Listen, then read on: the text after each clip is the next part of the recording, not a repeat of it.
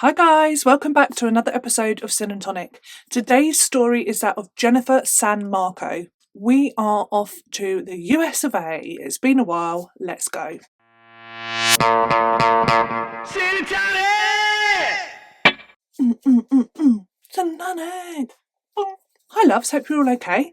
I am freezing up the shed, but I will warm up, so it's okay.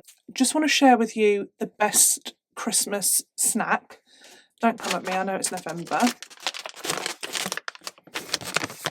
Can you see? Look, they're like cute. Oh look, it's like an influencer. Like, excuse me, can you see? The description is as follows. Sugar glazed spiced cakes with dark chocolate. They're so good. Put too much in. Greedy. I am embracing festivity early this year because I found myself in a slump. I had a bit of melancholy going on. I didn't feel right for a few weeks, and I was like, do you know what? I need the Christmas lights. I need the warmth and the coziness that comes with Christmas time. I need all of the lovely flavours and the smells and the lights and the decorations and the love, films, hot chocolate. I need it all, and I need it now. So that's what I have been doing for the last week, and I feel it has worked because I feel much more myself. I feel lifted, I feel happier, and yeah, got to do what works for you, got to make yourself happy. Without further ado, let's jump into today's case. This case really piqued my interest for a number of reasons, mainly because it's quite unusual in the fact that the perpetrator was a woman, and what she did, it's very unusual, it's really rare. So I was like, oh, I like things like that, like when something is out the bag, not in the box, whatever you want to say. I think I made up that last one. Today's story is about Jennifer San Marco. At the time of our story, she was 44 years old. She was born in Brooklyn, New York. Hey, I'm walking here. What are you going to do about it? I don't think that's New York. Coffee. Oh dear. Jennifer went to school in Brooklyn and then college in Brooklyn and then attended Rutgers University. In 1989, she moved to the West Coast and she became a police dispatcher, on the phone. That's quite a high stress job. She did that job, but she only did that job for 4 months. Interestingly, she also had a job as a guard at a medium security prison, Chuckawalla Valley State Prison. Say that fast.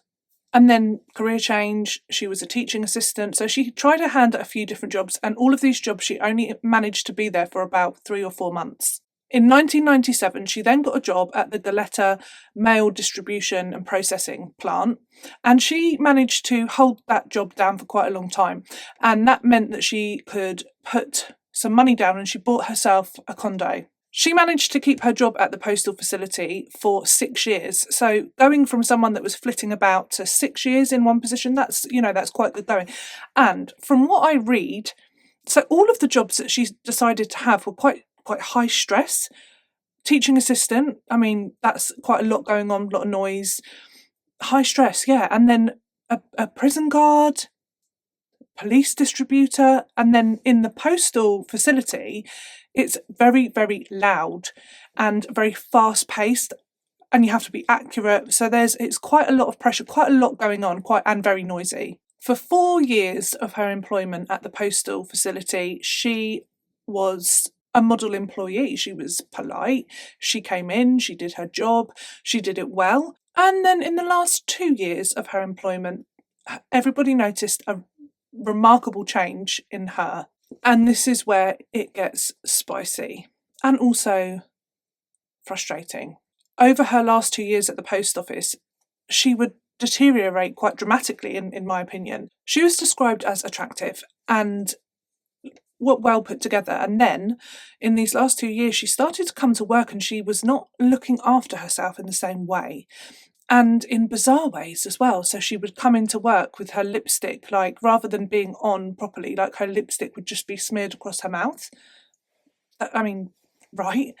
That's worrying in itself. And it seemed she wasn't taking care of her like hygiene and things like that. So that's a red flag, isn't it, for somebody's mental health? She became withdrawn. She stopped being polite to people. And then she just stopped talking to people. She would just ignore people when she came into work. She was seen as being very irritable. And most worryingly, people started to see her talking to herself. Well, talking to an imaginary friend.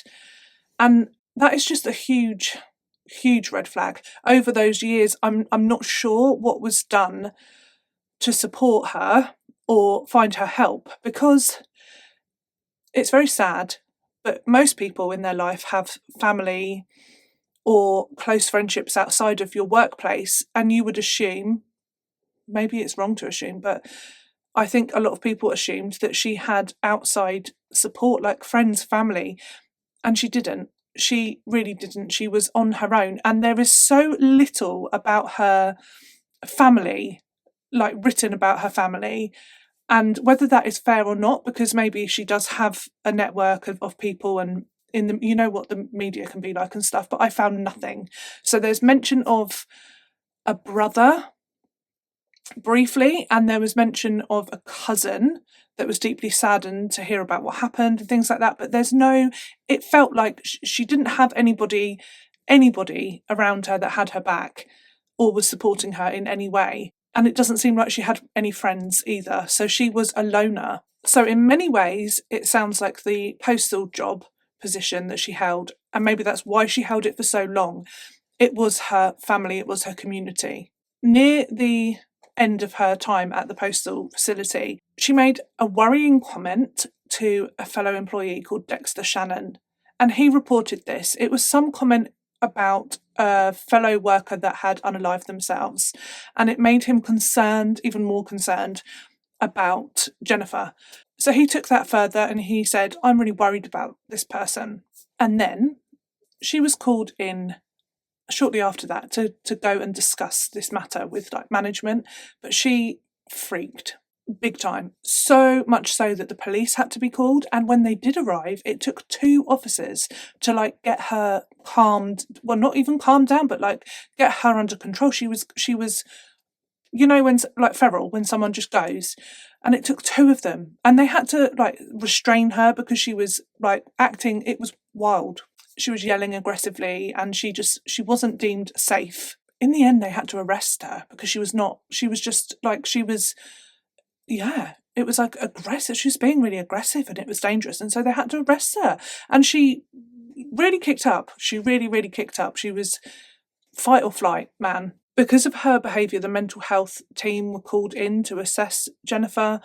And she was then like restrained in a mental facility for 72 hours. Committed. That's the word I was looking for. Committed. Let me read my notes here. So you could be committed for 72 hours. Obviously, this is in the US of A. 72 hours by representative of the mental health team under the California Welfare and Institutions Code, 5150 Section A of the Lanterman-Petrus Short, LPS, Act 5. And it means that the person with a mental illness can be involuntarily Sophie, detained for a 72-hour psychiatric hospitalisation, and you will have an evaluation, a diagnosis and a treatment plan. Jennifer was given diagnosis, treatment plan and refused it. And she was still released. Okay, so she was like, yeah, whatever. And no thank you, no treatment. God, that's scary, isn't it? That's scary. I didn't realise that.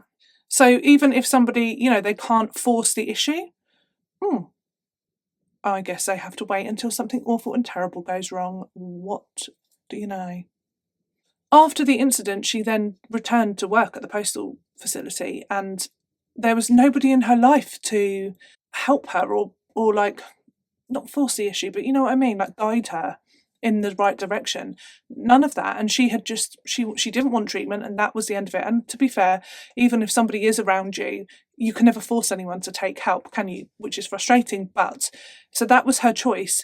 However, her behaviour at work it continued to deteriorate. So there was no more massively violent outbursts and the police weren't called again, but she was behaving very strangely, and her talking to this imaginary person became more frequent. She would just randomly yell at somebody that wasn't there.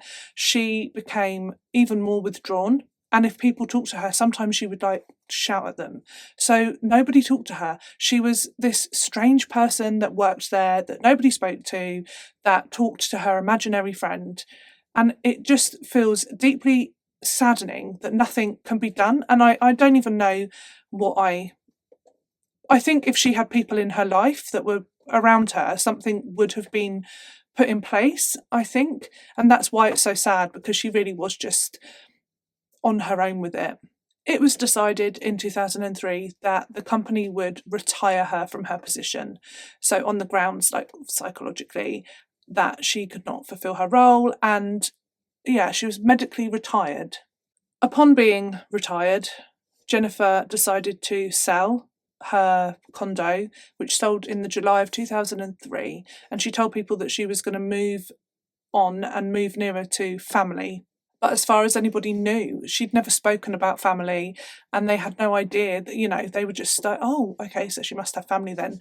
The sale of the condo was probably of great relief to her neighbour, Beverly Graham. They shared a wall between their properties, and Beverly had complained numerous times to Jennifer, and also she did report her to the authorities about loud music and loud singing and strange behaviour. Can you imagine? I mean, it sounds like she was struggling and there was a lot of strange behaviour, and this Beverly lives next door. So yeah, she did eventually report her, and this made Jennifer furious.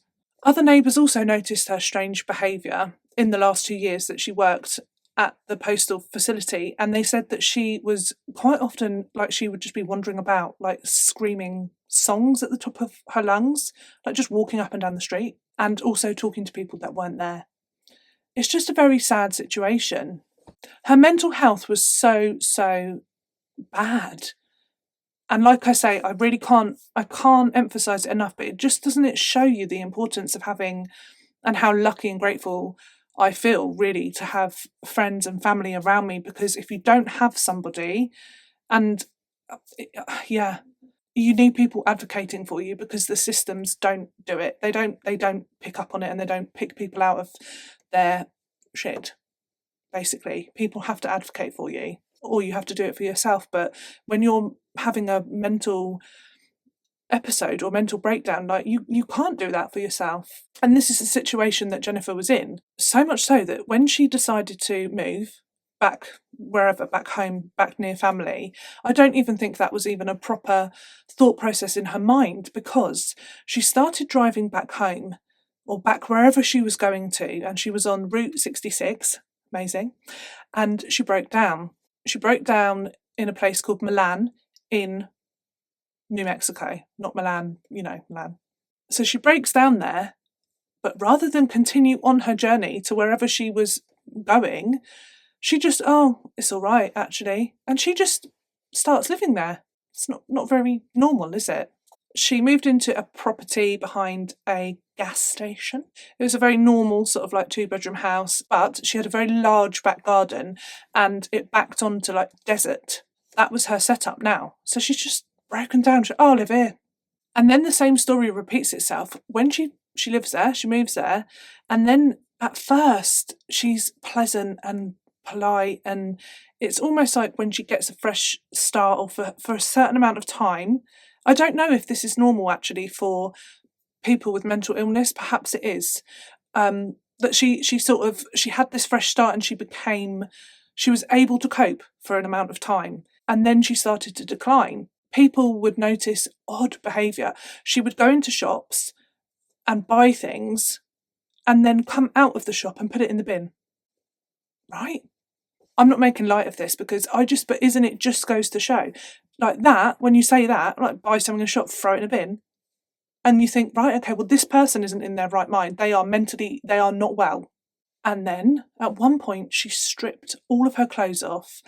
And it just makes me sad, because she stripped all her clothes off at a gas station, and she she was seen doing odd things like getting down on her knees and praying and just very unwell. Again, lots of people seeing her talking to herself or talking to people that weren't there. There was a woman called Sonia who worked in the village administration office, and Jennifer really befriended her. She really liked Sonia, so much so that as her behaviour did begin to deteriorate, she would refuse to be served by anybody else. She just wanted Sonia, and then she would get very agitated, irritated, angry if Sonia wasn't there or if Sonia wasn't available. So it's just showing this collapse of her mind. And Sonia, because Sonia saw her frequently, she noticed when this decline started to happen that Jennifer's appearance changed, and at one point she cut all of her hair off, and she cut it really short, and like she'd done it herself. It was very obvious that she just hacked all of her hair off, and that she stopped dressing nicely, and she wasn't looking after herself at all. So it's a psychotic break, isn't it? And then Jennifer came into the administration office one day, and she was very agitated. She was arguing with a person that wasn't there, and she wanted a business license to register a business called the Racist Press. She said she had documents that she'd written, 5 volumes of this thing that she wanted to publish. These documents were mostly conspiracy theories. She thought that the government were trying to control people, mainly through the Rocky Horror Show, and that they were giving people messages to commit murder. And that this was all going on, the government were doing this. This is all written about in her documents. And she was denied the business licence, not surprisingly. Shortly after that, she went and purchased a gun. A semi-automatic handgun. I know nothing about guns, but I'm going to tell you what it says. A semi-automatic handgun. And she got this from a pawn shop in New Mexico. So I know what a pawn shop is. I didn't realise that in America that they sold guns as well, but obviously they do. She waited the 15-day waiting period. Again, I know nothing about this. I'm just telling you what I've read. So you obviously have to wait for 15 days once you've applied for a licence. And I think they do checks. Am I correct with that? But she passed the background check anyhow. Interestingly, she'd also passed background checks in the past. So she had a background check to go in the postal office facility, and also she had 2 jobs working for the police and one as a teaching assistant, so all of those jobs would have had background checks. She passed them all. But like I say, when she was well and of good mind, she was a very normal looking person and she could keep herself together. She would dress well, she was attractive, all of these things, like paint a picture of somebody and okay. And she also had no medical diagnosis of anything wrong, not at all. And she refused what she did get when she was admitted. So she just refused that and she left. She had no treatment. She had no record of that. And that is the part that is worrying, because she did go into a place before she got this gun and she had a medical assessment that said that she was not well mentally. And is that not added then to her record? What happened there? Because even though she doesn't accept that, that is true. So that's murky. Let me read out this because I won't remember this. So she bought a 9mm Smith and Wesson. I thought it was a Weston. 9.15, and it's a 15-round gun. And then she went to a different shop and bought 200 rounds of reloaded 9mm ammunition. That's a lot. She then went home and she began target practice. And this is what I find fascinating with this case. So this is a person that is clearly very unwell, mentally unwell. And it's a sad situation because there's no one around her to sort of like get her into any sort of support or help. She's on her own with it. That's sad. But she also has enough mind to go and buy a gun, wait 15 days. Buying a gun, like, surely you fill in paperwork and all that. So it's not a spare of the moment. So she's not well. But she's also got this part of her brain, and I find this fascinating, that's like, right, we're going to, she can do these steps. She bought a gun, she bought the ammo, went to a different shop to buy that, and then she goes home and starts target practice. So all of these things, like, that is, steps in a process, isn't it? And then on the 30th of January, she gets in her truck, she brings her gun, she brings some cash, not much else, and she drives 12 hours back to California. She made one stop, it's believed, one stop in LA at some point. And she has 2 destinations in mind that she is going to visit. And the first one of those is her old condo. And she goes next door to the apartment of Beverly Graham. She enters the apartment. I believe she climbs over the back wall and she goes in and she shoots Beverly to death. She then goes back to her truck, she gets into her truck and she heads to the postal facility. And this to me just sounds like a woman scorned. This is revenge. This is anger. And it's very premeditated, isn't it? Even though this person, I find it really fascinating. Sorry, I'm an old record, but I do. This person with a very broken mind, it's not like she just snapped, grabbed a knife and had a psychotic break and stabbed the person in front of her. It was very, very premeditated. She bought a gun, she bought ammo, she did all of this. I just find it like, wow, for somebody whose brain, and also somebody that has a lot of conspiracy theories going on. I wonder as well, because a lot of what she'd written about was saying that the government made people commit murder. So whether she wholeheartedly believed that she was being told to do this, but to me, it's very interesting that the victims, the places that she targeted were, where she felt wronged. She felt very wronged by Beverly, who had reported her to the authorities. The police had come round and, she won't just let me sing in my back garden. And then she goes there first and she shoots Beverly to death. That's revenge, isn't it? So, yeah, honestly, it's amazing how people's minds work. There was a kerfuffle in the apartment, so Beverly likely put up a fight before she was shot because there was like some hair ripped out and things like that. So there was an altercation before she was fatally shot. When Jennifer then arrived at the postal facility, obviously, like, it's huge. It's a huge place, a big car park, and you have to have ID to get in. Not anyone can just go there. And again, this is like, something like she had it's so clear in her mind what she was doing, because she followed a car as they went into the car park. She just like nipped in behind them. So they used their ID. She waited for that. So she was very measured in that way. And she got into the car park. When she was in the car park, she saw a young male employee that had an ID pass around his neck, because again, you had to use ID to get into the building, so it wasn't just open. And she approached him with her gun and she said, if you give me your pass, I will let you go. I won't shoot you, but I want your pass.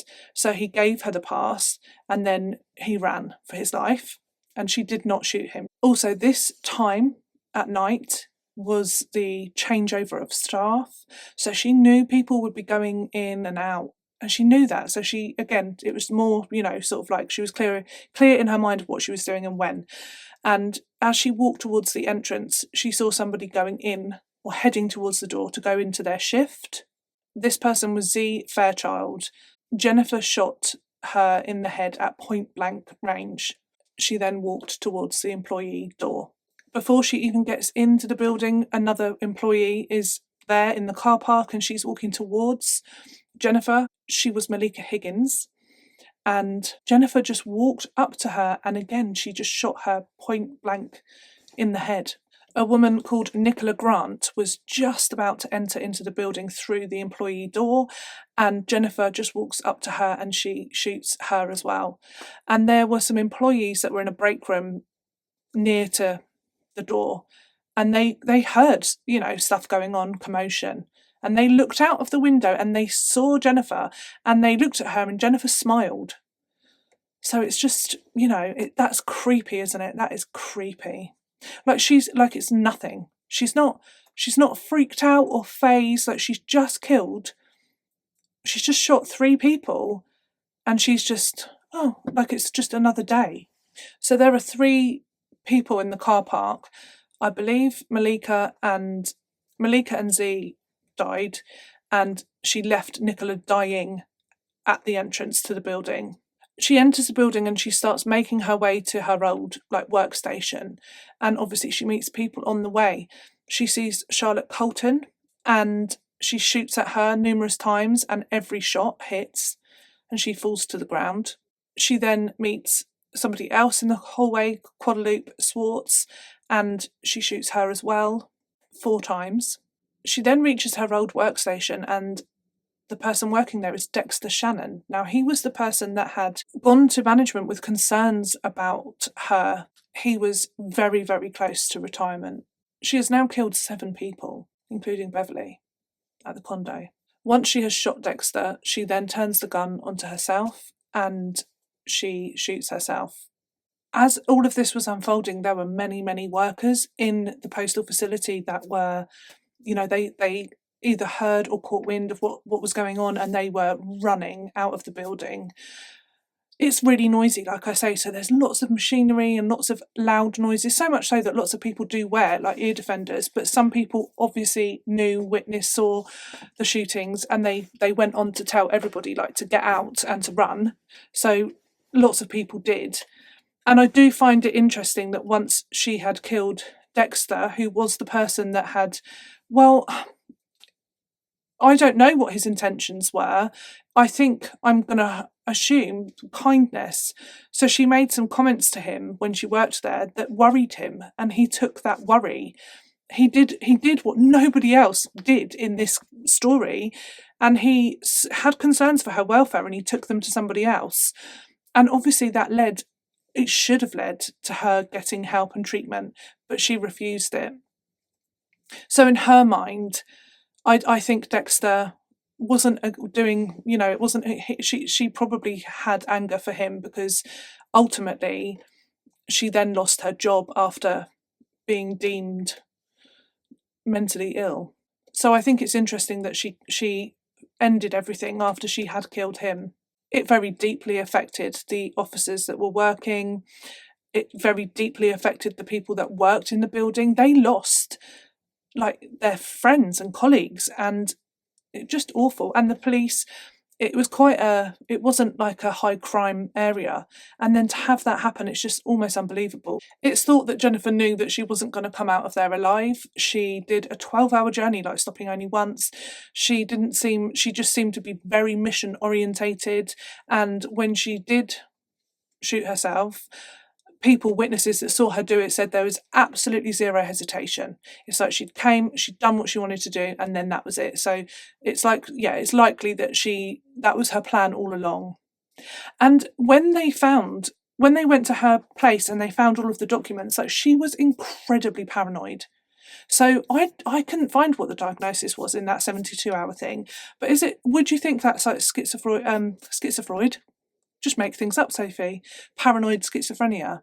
So she was incredibly paranoid. I'm not a doctor. I don't know. But she was incredibly paranoid. She was having visual and auditory hallucinations. And she had a psychotic break, didn't she? So she was having those different, she had them in her life. It is thought that she targeted people that brought some sort of loss upon her life. So she targeted the postal service because she lost her job, and that was a job that she'd held down for 6 years, and it felt obviously very safe to her, so she lost that job. That's why she targeted the postal office, and she lost her freedom to sing in her garden, in her condo, in her space. Beverly next door was trying to stop her from having her, freedom of expression, whatever, but she deemed it as some sort of a loss in her life. In the documents, she also wrote quite a lot about the facility where she'd been held for the 72 hours. So that could have been on her radar as well, but for some reason she chose not to. Maybe she knew she wouldn't be able to get in there, I'm not sure. And she also had written a lot about the sheriff's department, because they arrested her, didn't they, quite a few times.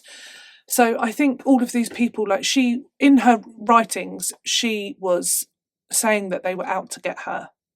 So that's what she thought. As is often the case with these cases with mental health, it makes my vein go because, but I don't know what the answers are. I don't know what the answers are because, you know, in an ideal world, people that are suffering with their mental health just get the help that they need. But I do know that there are so many failings. And then, you know, sometimes it leads to these just massive tragedies. Oh, and also they were able to determine that the shooting, Beverly Graham, they were able to link that her shooting and her death to her murder to Jennifer because it was the same casings and things like that. They linked the bullets to the gun that Jennifer used at the postal facility. So that's how they linked those together. And it feels unusual to end a case where there's no trial or sentencing or anything like that. But that is all I have for you on today's case. A very tragic story. And it really is one of systematic failings, isn't it, I think? I think I'm going to have myself another one of those. Are they biscuits or cakes? Oh, how are you all? I hope you are all well. Not much else to report. We've decorated for Christmas and I've bought myself some festive biscuits, cakes. But other than that, it's been quite chill. I've watched a couple of Christmas movies with the kids and I just enjoy this time of year. Have you heard of, I think it's pronounced Hugar, but it's Danish, but I read the word as Heige. And now in my head, you know when you read a book and you read a word, you don't know what that word is, so you just go, hello, and you have your own version. And you're like, yeah, that's how you say that. But that is like me with this word. I believe it's Hugar, whatever. But I pronounce it Heige because that's how I read it the first time I read it, and that's how it is in my head. So it is the art of being cozy. Oh my God, I'm all about it. I love it so much. And Christmas is like the pinnacle of, I don't even want to say the word because I don't say it right, Hugar. And I love it. So I'm just going to embrace that this year, this season. I tried to embrace it in summer, but it doesn't work for me because I don't really like the summer. It's too bright, too hot. I don't like it. It makes me miserable. But when it comes to autumn, anything autumnal, and then Christmas is just, yes. So this time of year has come along just at the right time for me because it's lifting me up. You raise me up. Anyhow, I'm going to go because I've just started to need the toilet. I need a wee. I've got no toilet out the shed. I'm cold and I've got no toilet or a kettle. Oh dear. One day I'm going to have a Sin and Tonic HQ and it's going to be Heige and it's going to be warm and I'm going to have a kettle and I'm going to have a comfy chair and it's going to be the best ever. But for now, we're at humble beginnings, aren't we? And I don't mind that. It's not a bad little studio that I've got. I quite like it. It still is quite Heige because it's all made of wood. If I didn't have it, I wouldn't be able to do it. So you've got to thank your lucky stars for what you have. Anyhow, must go. Gonna wet myself. See you all next week. Thank you so much for joining me for another episode of Sin and Tonic. Hope you join me next week for another true crime story and a festive cake. Okay. Have the best weekend ever, and I will see you all next Friday. Love you. Bye.